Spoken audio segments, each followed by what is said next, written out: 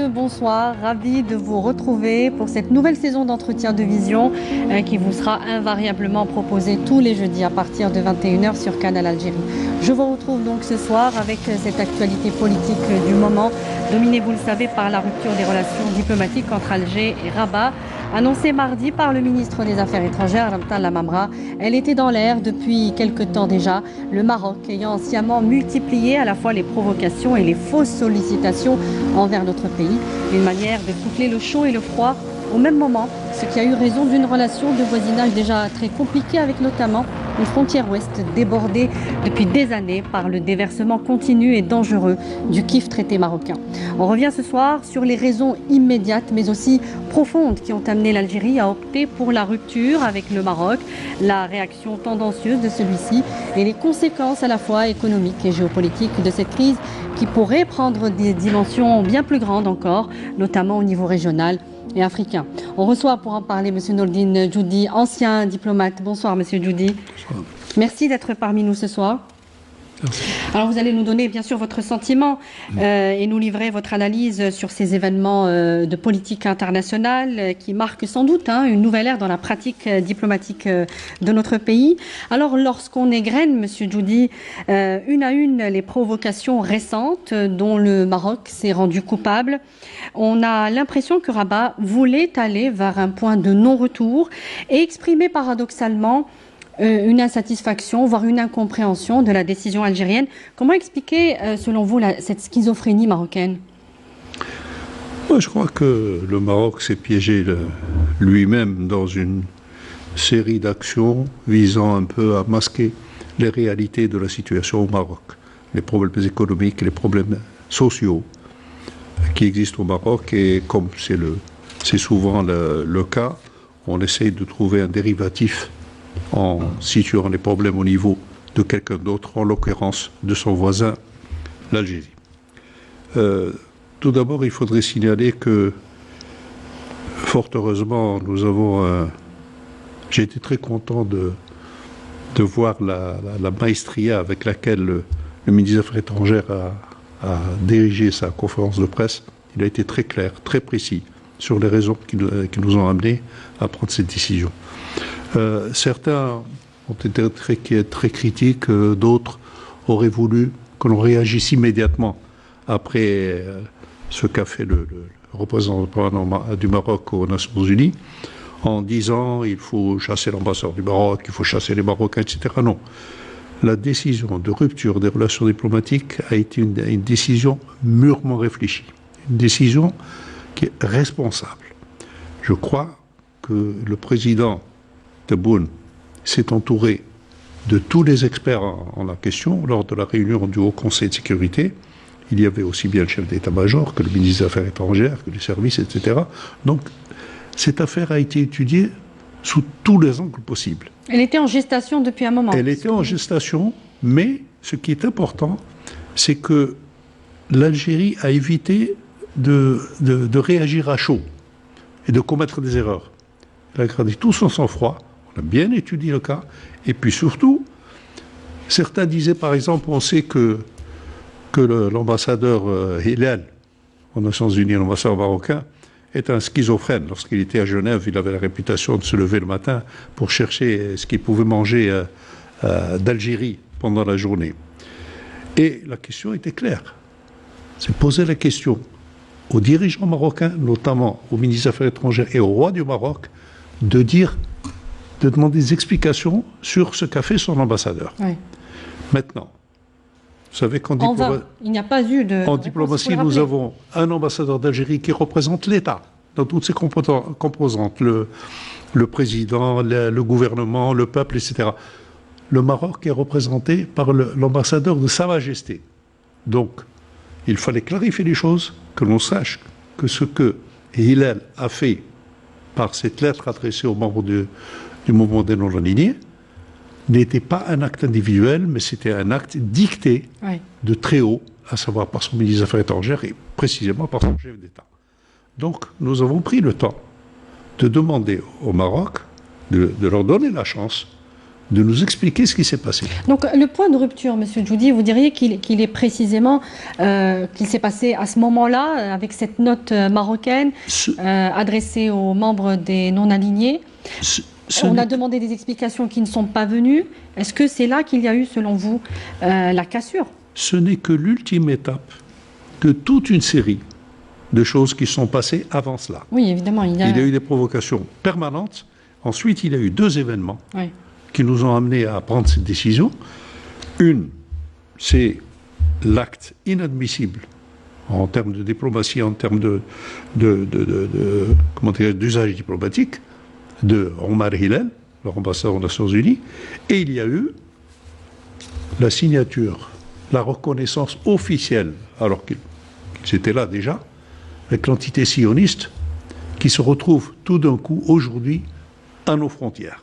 Ce sont ces deux événements qui nous amènent à dire ça suffit. Oui.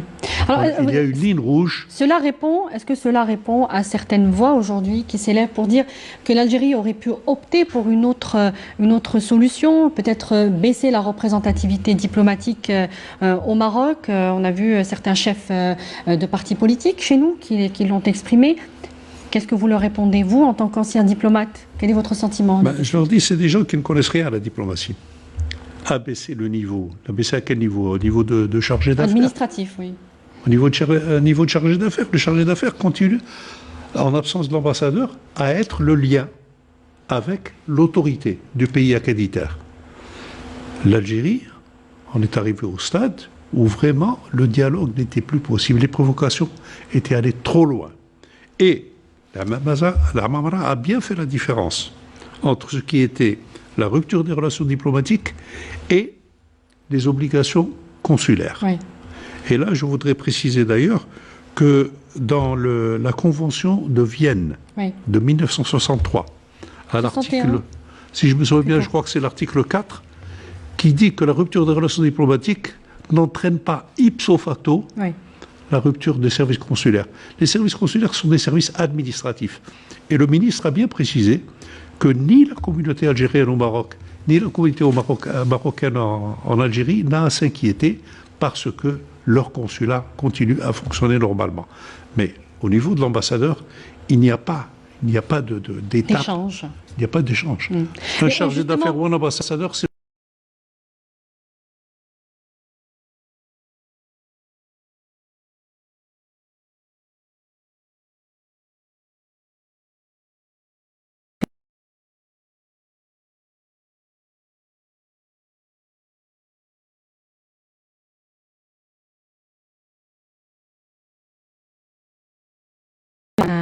par le roi Hassan II de l'époque. Il s'agissait de plus de 280, quelque chose comme ça, 280 propriétaires algériens. Donc l'expérience nous prouve que voilà, ça peut mal se passer. Aujourd'hui, on ne sait pas si le Maroc va respecter, encore une fois, les articles de la Convention de Vienne. Face à l'opinion internationale, face à certains médias qui cherchent tout le temps à jeter la responsabilité sur l'Algérie. L'Algérie a prouvé qu'elle veillait à la stricte application des accords internationaux. Parce que la même Convention de Vienne nous demande de maintenir les services consulaires, services administratifs.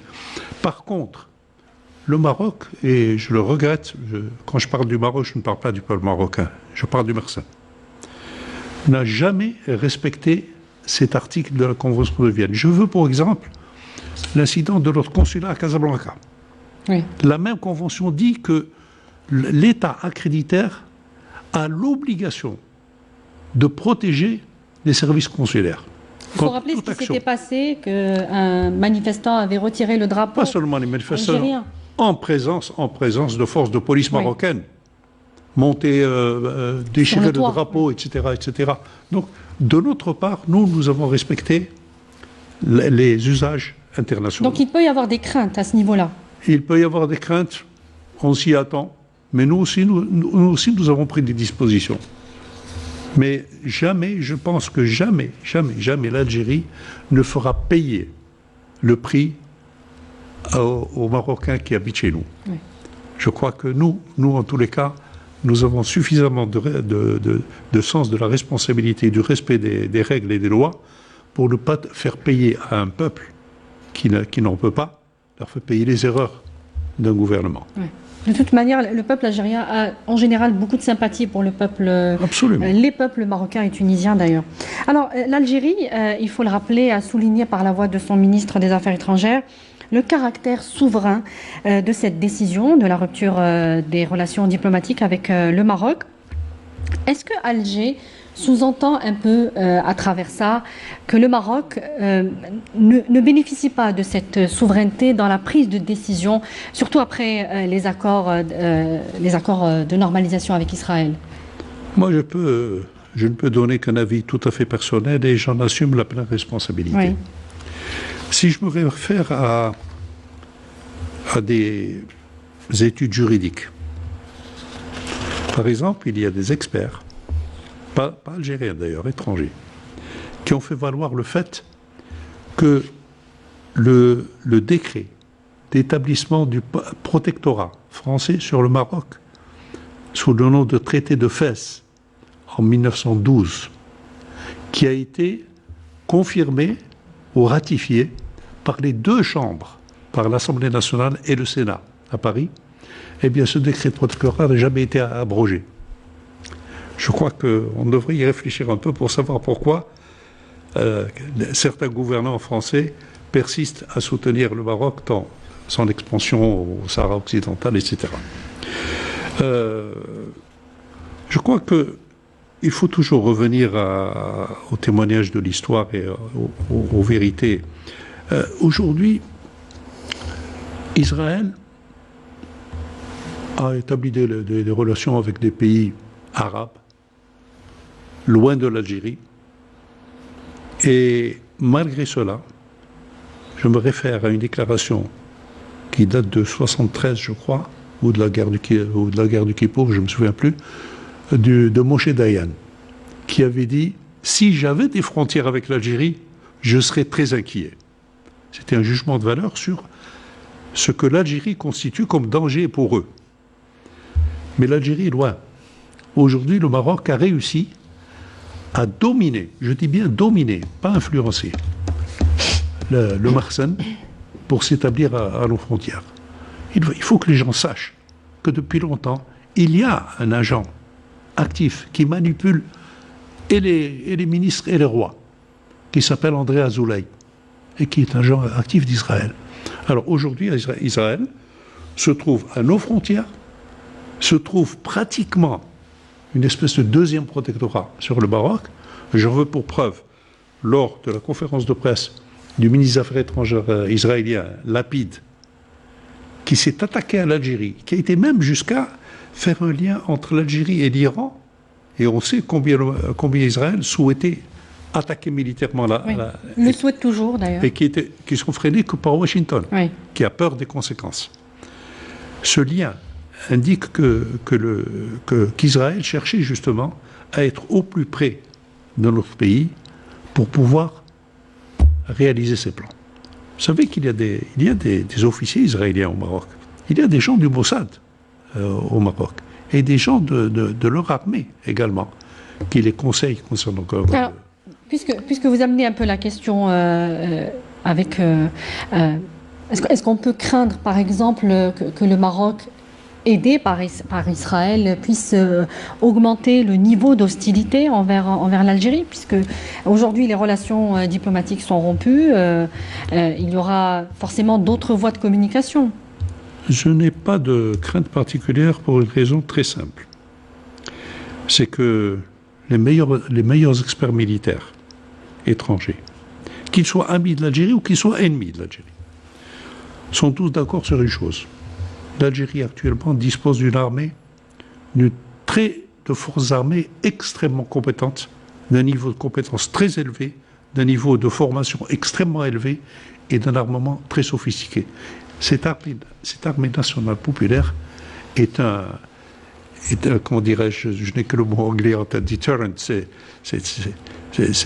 cette armée qui empêche qu'il n'y ait eu déjà dissuasive. Une agression militaire dans notre pays. Et il y a des pays qui freinent le Maroc dans une aventure militaire.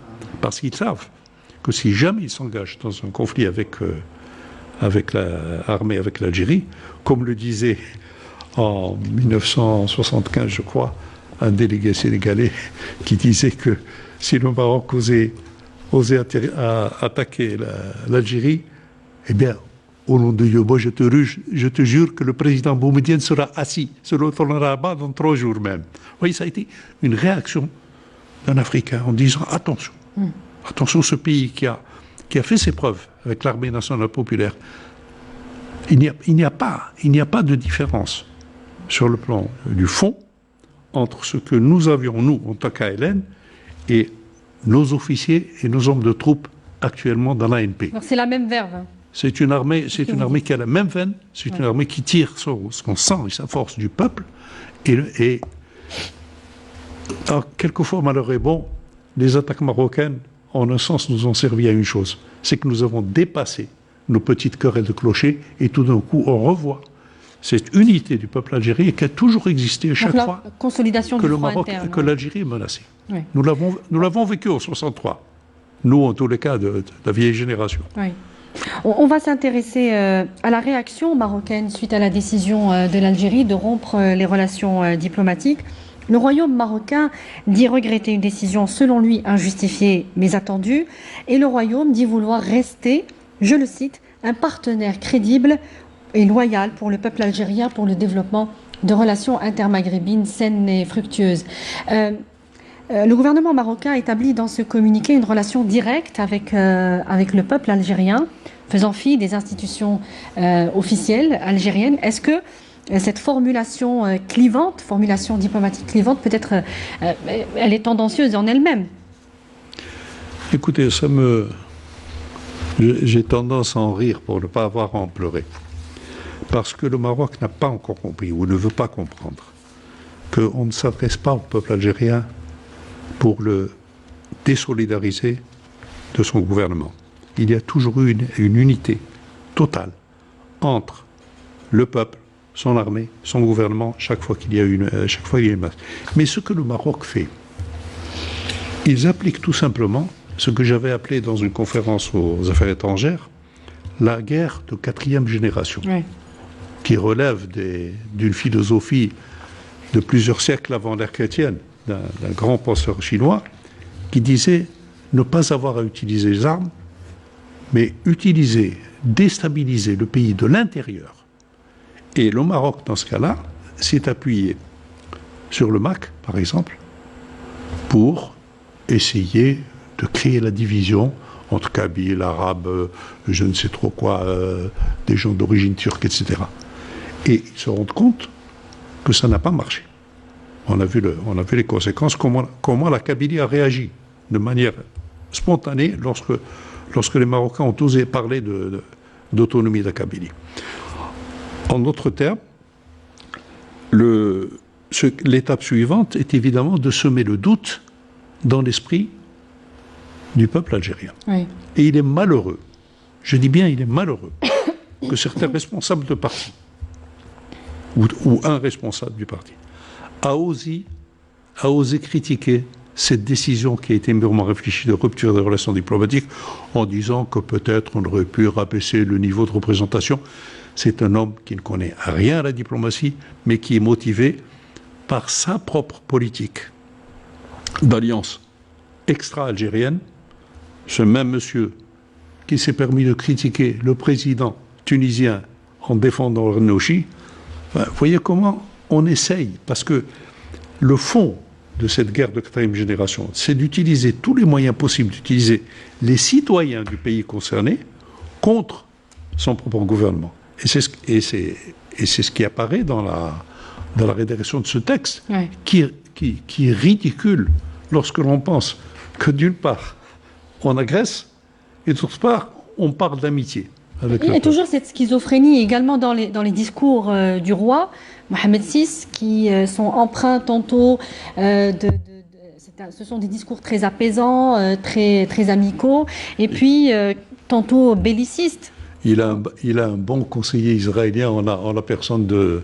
Mais pourquoi cette incohérence, Monsieur Djoudi? Comment l'expliquer sur le plan diplomatique? Est-ce que c'est une forme de stratégie, même si on ne la comprend pas, mais souffler le chaud et le froid en permanence?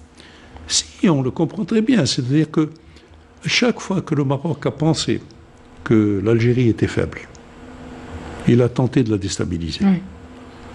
Vous n'étiez peut-être certainement pas encore né, mais je me souviens qu'en 1963, alors qu'on venait de sortir de 8 ans de guerre, que le Maroc pensait que nous étions faibles, que nous n'avions pas de matériel militaire conséquent, et qui nous ont agressés à Tindouf.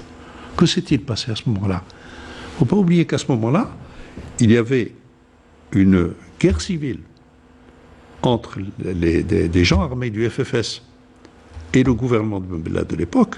Eh bien, il a suffi que le Maroc envahisse Tindouf pour que, immédiatement, Mohamed El Hadj, qui dirigeait la guerre contre le gouvernement, a rejoint Boumedienne pour lui dire ce qui est entre nous, on le règle entre nous. C'est le pays qui est en danger. Alors, il y a ce facteur que les Marocains ne veulent pas comprendre. Que chaque fois que le pays est menacé, il y a tout de suite une unité extraordinaire. C'est ce qui fait la force de l'Algérie. Alors, certains analystes, justement, pour réagir sur ce que vous dites, voient ou estiment que les relations entre le Maroc, entre l'Algérie et le Maroc, ne seront jamais apaisées, tout simplement à cause de certains principes fondamentaux qui animent tout simplement l'Algérie, ou sur lesquels l'Algérie se base, et qui ne sont pas du tout, qui constituent en tout cas une menace pour le Maroc, notamment le caractère socialiste de la République algérienne. Et ce dont vous parlez, Monsieur Djoudi, aussi, c'est ce socle populaire qui a réuni le peuple autour de la décolonisation, c'est-à-dire la révolution algérienne, et puis le Hirak, plus récemment, le peuple s'est uni contre la corruption, le népotisme. Voilà. Et ce sont des paramètres qui gênent, voire menacent le Maroc. Est-ce que vous souscrivez à cette analyse? Mais bien sûr, parce que le peuple marocain observe ce qui se passe. C'est pour ça que je dis, pour avoir vécu au Maroc et pour avoir été attaché militaire la première année d'indépendance au Maroc, je sais que ce peuple, qui peut-être n'a pas vécu les souffrances qui nous ont amenés, nous, à décider d'une révolution armée, mais ce peuple qui est opprimé, qui vit dans la misère, qui voit tout le faste qui est déployé pour les invités étrangers dans les palaces, etc., ce peuple, un jour, on aura assez de ce genre de comportement. Mais ce qui est important, c'est que l'Algérie, elle, a toujours été constante dans ses valeurs. Elle n'a jamais transigé ou négocié sur ce qu'elle considère comme des principes vitaux. Par exemple, lorsque j'étais dans la haine, notre aide au mouvement de libération n'a pas commencé en 63, 72, 63. Déjà, à partir de 58 ou 59, on commençait à former des combattants africains dans nos camps, à nous, l'ALN. Et lorsque nous sommes devenus indépendants, l'engagement de l'Algérie s'est accéléré. Nous étions à ce moment-là indépendants, nous avions des moyens d'aider. Et dans une interview en Afrique du Sud, lorsque j'étais ambassadeur là-bas, j'ai même dit, lorsqu'on m'a dit que les Sud-Africains, la dame qui m'interrogeait dit nous, Sud-Africains, n'oublierons jamais l'aide de l'Algérie. J'ai dit, depuis que Mandela est devenu président, quantité de pays, d'abord Israël, qui était l'allié de l'apartheid, prétendent avoir aidé l'ANC. Mais l'Algérie, elle, n'a pas aidé l'ANC. Nous étions engagés, parce que votre combat était le nôtre. C'est ça qui fait la différence fondamentale. Oui. Et c'est ce que le Maroc n'accepte pas. Oui. C'est le fait que l'Algérie ne tient à des principes. Et l'un des principes fondamentaux, c'est la liberté des peuples. Il y a un antagonisme profond, Monsieur Djoudi, c'est-à-dire pratiquement irréconciliable. Il y a une vision différente. Il y a une vision différente, sauf mais nous ne pouvons pas donc espérer avoir des rapports de bon voisinage avec le Maroc si sur le fond, nous ne pouvons pas nous entendre. Tout dépend de ce qui se passera au Maroc. Vous savez, on dira, il ne faut jamais dire Fontaine, je ne boirai pas de ton eau. Vous savez, le président Boumediene avait dit une fois, il avait dit, je le cite, et dans le langage populaire, Tana, قال لك الماء ما يرجع حليب والمروك ما يرجع حبيب.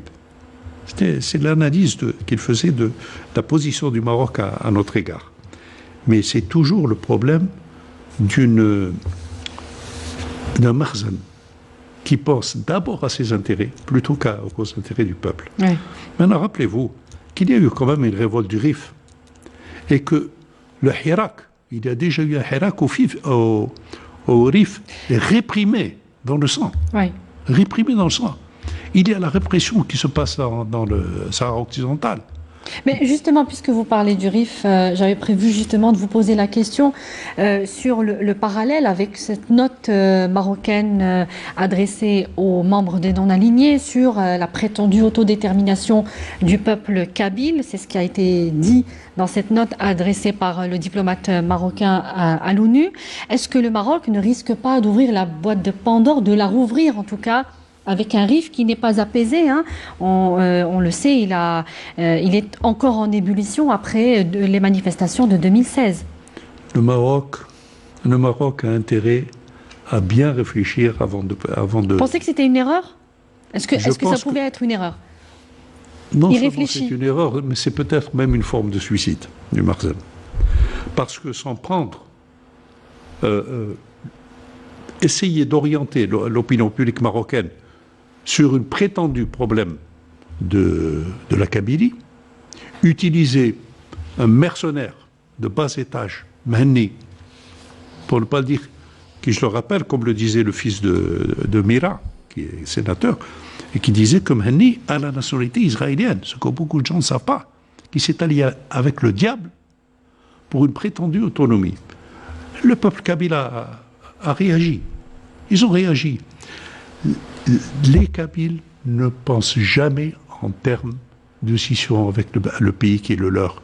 Ils ont sacrifié des milliers de chouhada sous le drapeau algérien de 54 à 62. Et ils continuent aujourd'hui à dire nous sommes Algériens d'abord et Kabyles ensuite. Et c'est, je crois, écoutez, il est normal que chacun pense à son village. Mais au-dessus du village, il y a ce qui nous unit tous. Et ce qui fait la richesse de notre pays, c'est précisément cette diversité ethnique, linguistique, etc., qui fait qu'on a un peuple très riche de sa culture et en même temps très solidaire. Oui. Mais pour le Maroc, le cas est différent. Dans l'affaire du Rif, en 1912, les Marocains ont considéré le traité de Fès, de protectorat, comme étant une haute trahison du sultan Moulahfid. Et la preuve en est qu'en 1915, Abdelkrim Khattabi a immédiatement pris les armes et déclaré la République du Rif. Et il a fallu, à ce moment-là, que le régime français de l'époque, protectorat français, envoie d'abord le futur maréchal Lyautey, qui ensuite a été relevé, tenez-vous bien, par quelqu'un qui s'appelle le maréchal Philippe Pétain, qui est devenu par la suite le héros de Verdun. Donc vous voyez que cette histoire du Rif, si nous avions voulu, lorsqu'il y a eu des tentatives de coup d'État au Maroc, il y a des nationalistes marocains qui ont contacté c'est Boumediene, rahimahullah, qui lui ont dit « Aidez-nous, nous allons agir, faites intervenir votre armée ». Boumediene leur a dit « Non, moi je respecte l'intégrité des pays. Si vous êtes en mesure, si vous n'êtes pas content de votre roi, si vous êtes en mesure de prendre le pouvoir, faites-le. Nous n'avons pas demandé, nous, à d'autres pour se battre. La non-ingérence. Hein, mais nous aurions pu, à l'époque, à plusieurs reprises, nous aurions pu nous débarrasser du Makhzen. Nous ne l'avons pas fait parce que nous avons des principes. Oui. Et actuellement, comme le Maroc, le Makhzen est totalement perdu dans son aventure sahraoui, il essaye de trouver une diversion. Il n'y a aucune relation entre le Rif et la Kabylie, sauf peut-être sur le plan linguistique, puisque les Rifins s'appellent, eux ne s'appellent pas Bagharba ou Biachlouh, non, ils s'appellent Amazir. Donc ils essayent de faire une comparaison qui n'a pas lieu d'être. Et la réponse, je crois, de la Kabylie a été très claire. On va revenir aussi sur ce que vous évoquiez tout à l'heure lorsque le Maroc a offert le 12 août dernier une tribune au ministre israélien, ministre des Affaires étrangères, pour attaquer, critiquer ouvertement et menacer d'ailleurs l'Algérie. Le ministère des Affaires étrangères, notre ministère, a réagi de manière assez inhabituelle en nommant directement M. Nasser Bourita, qui est le ministre des Affaires étrangères marocain, et en disant qu'il était le véritable instigateur de cette sortie intempestive dirigée contre l'Algérie, ses valeurs et ses positions de principe. Alors, l'actuel ministre des Affaires étrangères, j'aimerais qu'on s'intéresse au profil de Nasser Bourita, qui a sans doute été plus actif dans les attaques ou dans les agressions multiformes contre l'Algérie, plus que ses prédécesseurs en tout cas. Vous savez, la Vox Populi, les Marocains d'abord chez nous aussi, ils ont transformé le nom de Bourita en Barouita. Et c'était très fin parce que, vous savez ce que c'est qu'une bourrette? C'est la tête en bas et quelqu'un d'autre qui lui tient les pieds.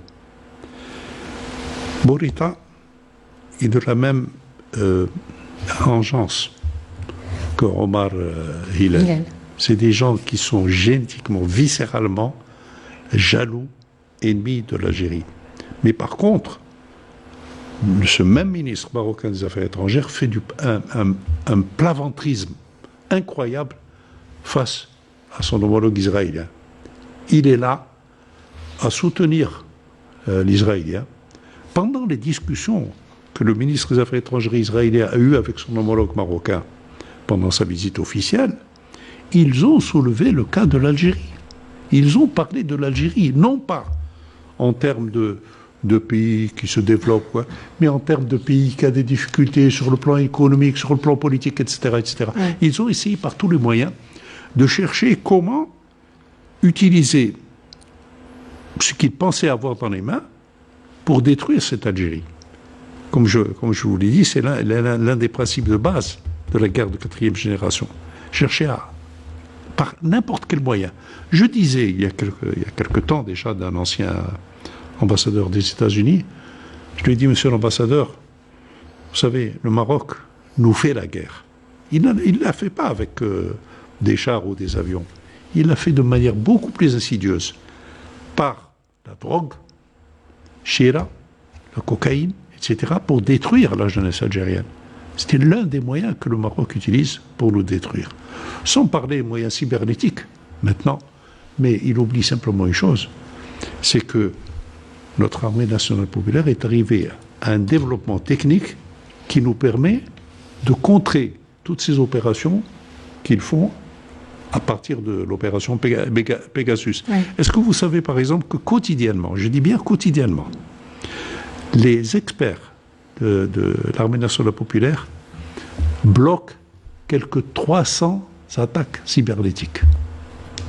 Ils sont organisés justement pour parer, pour contrer cette attaque. Oui, cette agression. Et permanente. Pour répondre, peut-être que j'ai un peu dévié, mais je crois que l'Amamra, qui est un homme qui est pétri de qualité sur le plan international, c'est un vétéran de la diplomatie, c'est un homme qui a beaucoup de finesse, beaucoup d'expérience, etc., et qui sait de quoi il parle. Lorsqu'il vous dit que c'était j'arrive justement à dire Bourita, qui influençait Lapide, ce n'est pas une figure de style, c'est une réalité, même s'il ne domine pas son homologue, oui. il lui demande d'agir dans tel ou tel sens. Mais c'est ce même ministre des Affaires étrangères marocain qui est derrière plusieurs crises internationales que connaît de politique internationale que connaît le Maroc actuellement, notamment avec l'Espagne, avec ce coup de force migratoire qu'avait organisé M. Nasser Bourita, et puis avec l'Allemagne qui ne veut pas du tout transiger sur ses principes à propos du Sahara occidental notamment. Donc il y a aujourd'hui un isolement, est-ce qu'on peut parler de ça, un isolement diplomatique marocain à cause d'une stratégie finalement mal étudiée, mal organisée? Il y a un isolement sur le plan diplomatique de plus en plus marqué. Je crois que la diplomatie de nos frères sahraouis, de la RAST, est très efficace. Les gens qui arrivent, ils sont des gens qui font un travail considérable auprès de certains pays en Afrique, en Amérique latine, en Asie, etc. Et qui plus est, le Maroc actuellement n'arrive pas à se sortir d'une situation économique et sociale catastrophique. Il y a sur le plan des médias occidentaux, on présente toujours le Maroc comme un pays magnifique, destination touristique, etc. Ouais.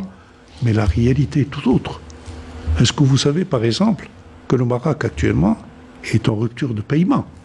Le FMI ne prête plus parce qu'ils sont incapables de rembourser. Si je ne me trompe pas, je crois qu'on a cité le chiffre de 150 milliards de dollars de dette. C'est énorme. Alors, on en arrive dans cet affolement, on en arrive jusqu'à attaquer ses propres amis. Ouais.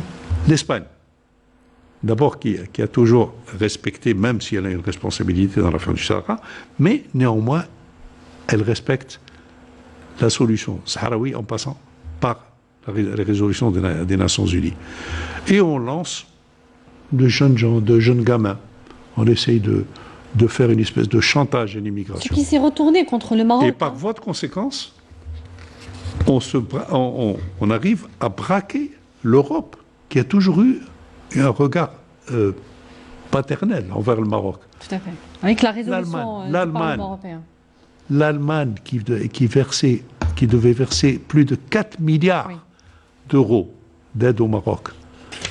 Et le Marzen attaque l'Allemagne parce que l'Allemagne dit qu'elle reste sur le respect de la décision des Nations Unies, c'est-à-dire le référendum. Et que le Sahara est toujours un État qualifié non comme autonome. un État Un territoire non autonome.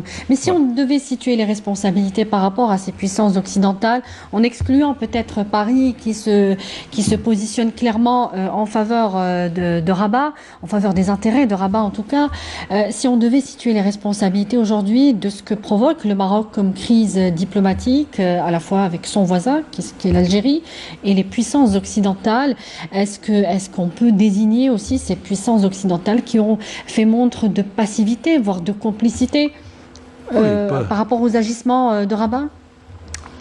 Passivité, quelquefois même complicité, mais il y a beaucoup, par exemple, de pays européens qui ont des intérêts, des sociétés. Est-ce que ça peut changer aujourd'hui avec l'agressivité du Maroc? Ça peut évoluer, bien sûr. Il n'y a pas de situation qui reste figée. Rappelez-vous que pendant notre lutte de libération, nous savions très bien, par exemple, le génie de ceux qui ont déclenché la guerre de libération nationale, qui ont dirigé le FLN et l'ALN depuis le début. Leur génie, c'était de dire nous ne battrons jamais la France militairement.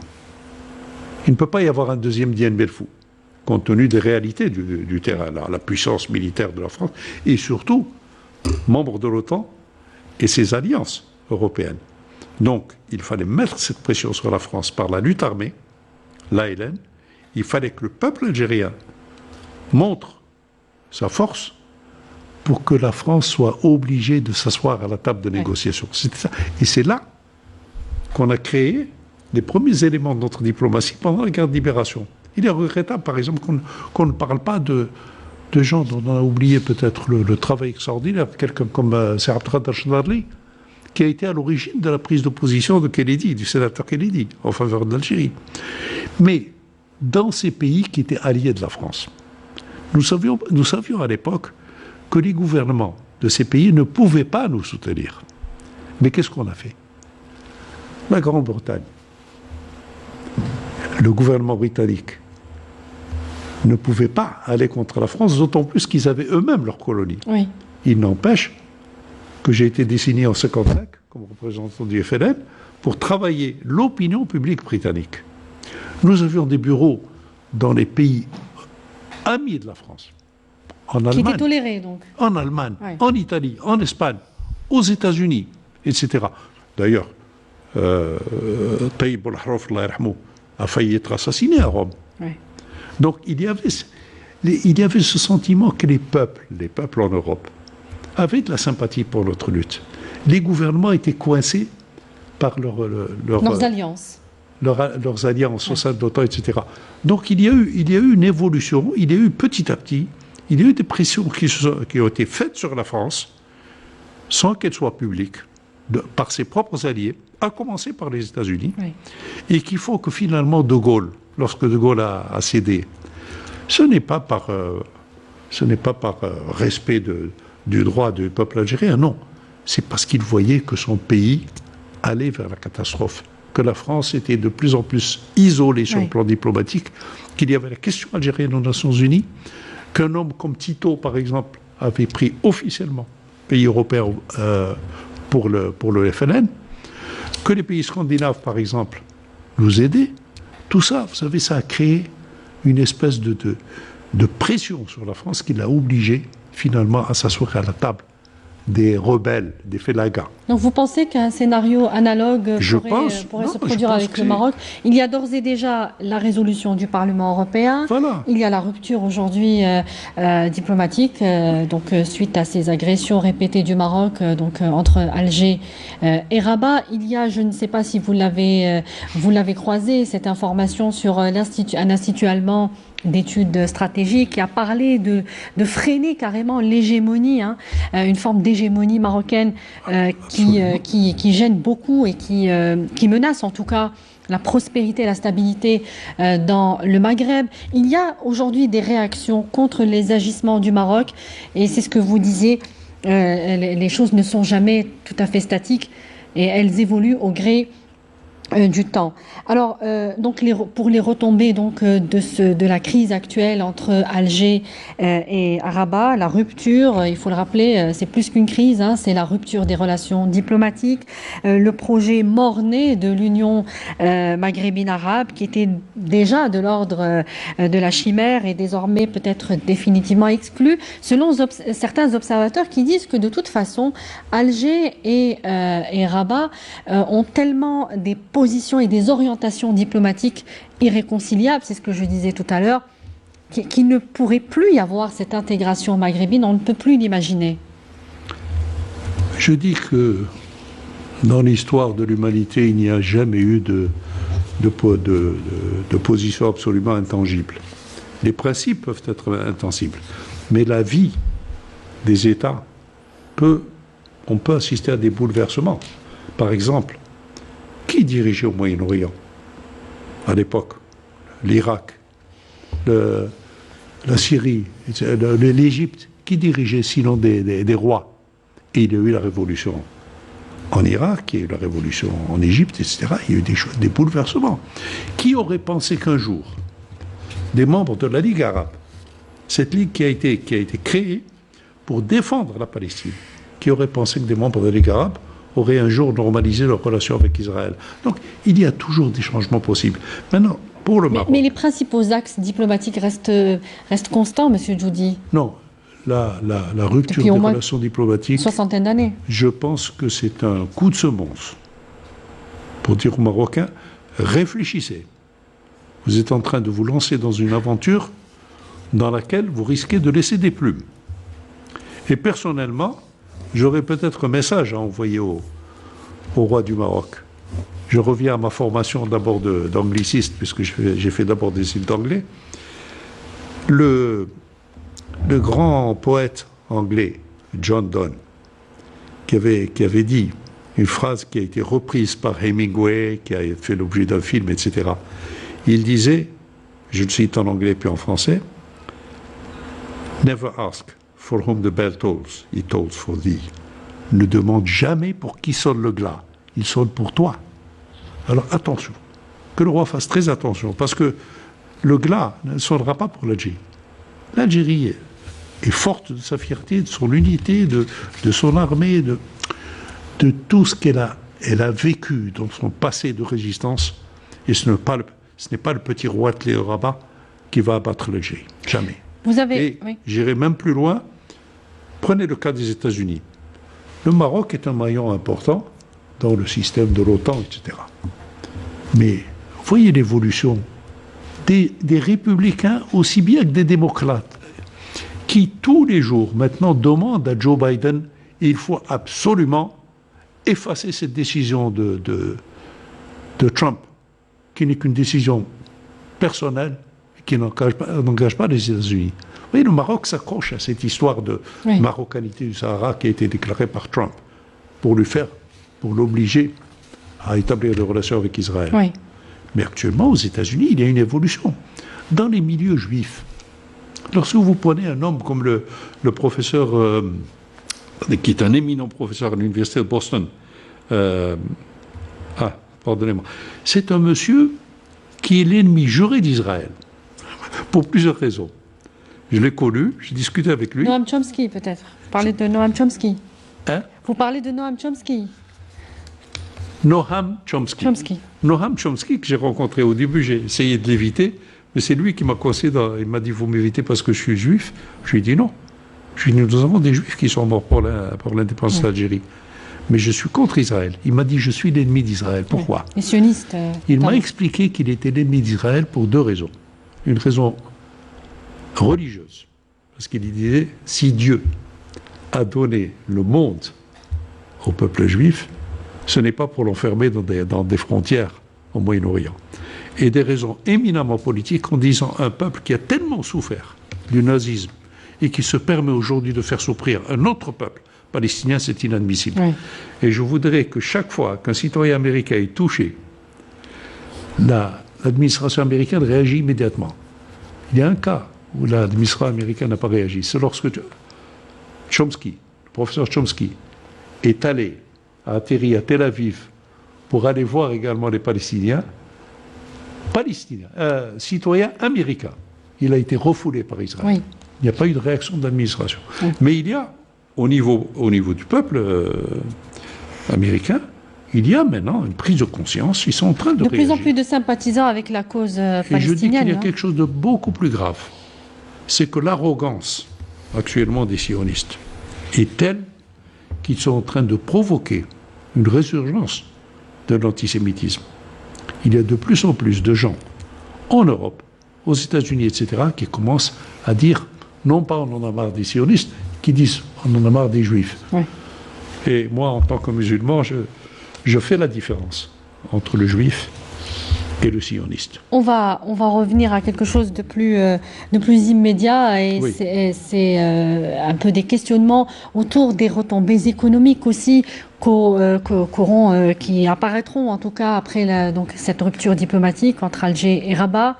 Et tout le monde se pose la question sur la reconduction ou non par Alger du contrat sur le gazoduc Maghreb-Europe.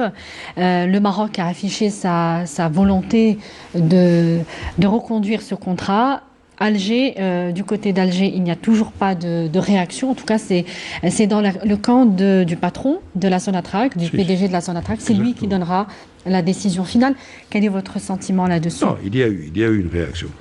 Vous savez, le Maroc, dans cette aventure dans laquelle il s'est lancé, ils sont tout d'un coup rendus compte qu'ils allaient recevoir une perte sérieuse sur le plan économique.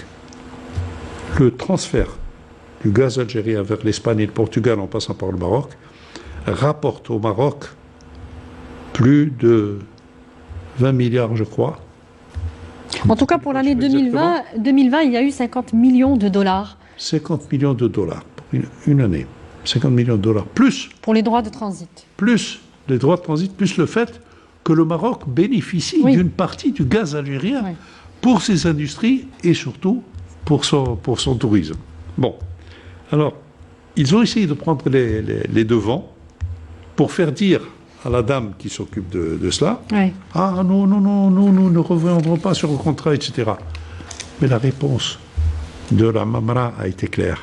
Et c'est une réponse extrêmement claire et habile en même temps, en disant l'affaire du gaz, c'est d'abord du ressort de la Sonatrach et de ses partenaires de prendre leurs responsabilités. L'Algérie, qui est toujours fidèle à sa démarche, elle ne va pas imposer aux partenaires espagnols la fermeture du gaz. Mais elle va dire, la Sonatrach, qui est le principal, va dire aux Espagnols, maintenant, nous avons assuré non seulement ce que vous fournissez par ce gazoduc, mais plus que cela. Maintenant, vous assurez du gaz pour des années à venir par le deuxième gazoduc. Oui, Medgaz. Donc, là, demain, qui a bénéficié d'une extension d'ailleurs et qui aura de nouvelles capacités absolument. de transport du gaz. Donc la Sonatrach doit prendre ses responsabilités. Ce gazoduc ne pose pas du tout de problème pour Alger. Non, pour nous, ça ne pose pas de problème. La fermeture, en tout cas. Par contre, pour le Maroc, ce sera une perte sèche. Une perte sèche. On va terminer avec une question qui interpelle peut-être l'opinion sur le calendrier géostratégique de l'Algérie, qui n'est pas celui du Maroc, même si le Maroc veut s'inscrire dans plusieurs démarches de réconciliation, de processus d'aide en tout cas à la paix et à la réconciliation dans le Sahel. Et on le sait, le Maroc ne partage pas beaucoup de frontières avec les pays sahéliens, mais veut s'inscrire dans cette démarche. Est-ce qu'il peut y avoir des retombées là-dessus sur le plan géostratégique, sur le plan régional du moins? Non, comme je vous le disais, moi je parle en tant que citoyen et j'assume pleinement ce que je dis. Je ne suis ni le porte-parole du gouvernement algérien, ni le porte-parole d'une quelconque instance politique algérienne. C'est ma personne qui parle. Oui. Et j'assume cela. Je disais, il y a quelque temps, pour une conférence, je lui ai dit, écoutez, lorsque vous étudiez sérieusement l'affaire de... D'abord, l'idée maghrébine, c'est d'abord une initiative de l'Algérie. Bien avant la Révolution, la rencontre de Tanger, où à l'époque, nous avions les trois partis principaux, algériens, marocains et tunisiens, s'étaient unis pour dire on lutte ensemble, etc. Donc l'Algérie est très attachée à l'idée du Maghreb. Ce qui n'est pas tout à fait le cas du Maroc. On le voit à la manière dont il a bloqué l'UMA par différentes... Deuxièmement, j'ai appris par certaines sources, notamment par certains chefs d'État africains, que les amis du Maroc, notamment les Israéliens, ont dit à Mohamed VI, ton père a fait une erreur grave en se retirant de l'OUA. Lorsque vous vous êtes retiré de l'OUA, vous avez laissé le champ libre à l'Algérie et au Polisario. Et ils ont conseillé au Maroc de reprendre pied en Afrique. Ce qu'il a fait en 2017. Ce qu'il a fait, mais moi je suis à l'occasion du 50e anniversaire de la conférence de la fondation de l'OUA, j'avais été invité au titre d'ancien secrétaire général adjoint, et là j'ai rencontré deux chefs d'État que je connaissais très bien, parce qu'il y a quantité de chefs d'État africains que je connais personnellement, Obasanjo, pour ne pas le citer, du Nigeria, et l'ex-président sud-africain, qui m'ont tenu le même langage, et l'ancien secrétaire général de l'OUA, Edem Kodjo. Ils m'ont tous tenu le même langage. Ils m'ont dit que le Maroc n'a ni l'intelligence ni la capacité de faire ce qu'il fait en Afrique. Il applique un plan qui a été conçu par Israël, qui a été soutenu par la France, qui a été financé par des puissances Moyen-Orient, et qui fait qu'on lui dit il faut absolument pénétrer en Afrique parce que l'Algérie semble se détacher de l'Afrique. Il faut prendre place à la place de l'Algérie. Et par des moyens qui ne sont pas toujours des moyens très orthodoxes, notamment la corruption. Et lorsque je dis la corruption, je vous cite un exemple. Rapidement, M. Djodi, parce qu'on oui, rapidement. Lituanie. Dans le temps, il s'appelait Swaziland. Lituanie a officiellement, le chef de l'État a officiellement dénoncé le Maroc comme État colonialiste et corrupteur, et qui a voulu corrompre le ministre des Affaires étrangères de son pays pendant une visite à Rabat. À la suite de quoi, Lituanie a limogé son ministre des Affaires étrangères, nommé une dame comme nouveau ministre, qui a réaffirmé son soutien aux décisions relatives au Sahara occidental, c'est-à-dire son droit à l'autodétermination.